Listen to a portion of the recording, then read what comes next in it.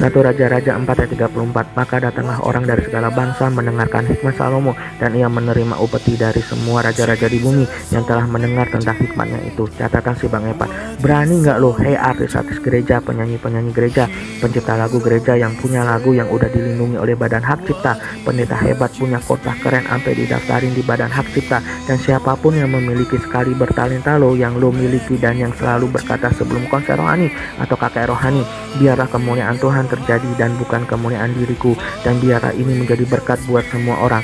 Berani nggak lo membuat konser KKR atau apapun digratisin, walaupun undang-undang hak cipta mengizinkan lo mendapatkan hak berupa duit dari hasil karya lo, tapi dalam kenyataan lo gratisin semua.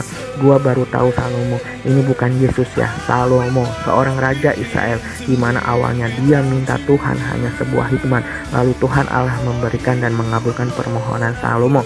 Tiba-tiba bisa buat sebuah karya berupa 3000 Amsal dan lagu ciptaannya 1005 lagu. Ya elah, lo aja baru satu lagu, satu album, 10 album doang, lo udah mencak-mencak hasil karya lo dibajak. Salomo bos 3000 Amsal dan 1005 lagu ciptaan. Salomo nggak butuh buat konser atau KKR rohani, justru dari orang luar lah yang meminta untuk Salomo buat konser atau KKR rohani, karena kerinduan mereka ingin mendengarkan hikmat Salomo yang 3000 Amsal. You know what? Salomo mendapatkan upeti alias duit dari raja-raja di bumi setelah mereka terberkati oleh hikmat Salomo. Bos, duit itu bisa bayar sewa gedung, sound system, bayar produksi rekaman, bahkan lebih dari hak yang udah ditetapin oleh Badan Hak Cipta. Ya kan Bang Epan, Salomo kan hidupnya enak, bapaknya Daud Sultan, lah dia anak sultan. Fasilitas yang Salomo dapatin adalah sultan. Dia bisa cetak album dan nyebarin gampang.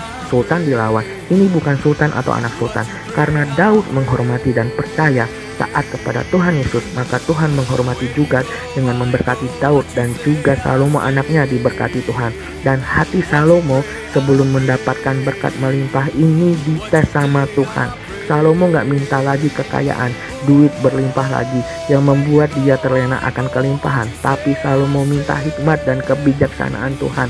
Artinya apa? Salomo ingin perkenanan Yesus, hati Yesus berupa hikmat dan kebijaksanaan selalu ada di dalam hidupnya.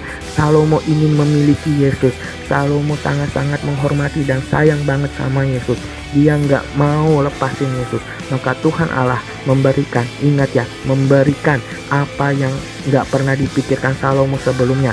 Salah satunya bakat talenta 3000 hikmat Amsal Salomo dan 1005 lagu baru yang diciptain Salomo selama dia hidup.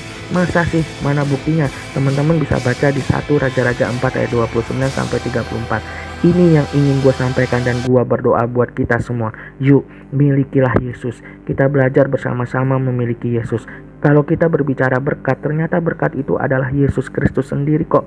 Kalau nggak ada Yesus di hati kita, apalagi Salomo nggak Yesus di hatinya, kelar hidup kita. Dan Salomo, walaupun bapaknya Salomo Sultan, kalau Salomo nggak taat, nggak percaya kepada Yesus, kelar urusannya. Yuk, milikilah Yesus, percaya kepada Yesus, taat kepada Yesus. Biarlah Tuhan memakai hidup kita menjadi alat kemuliaannya, dan nama Yesus dipermuliakan melalui karya-karya yang Tuhan Allah sudah berikan melalui kita.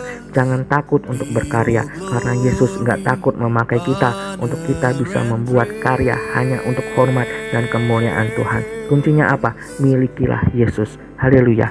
Amin.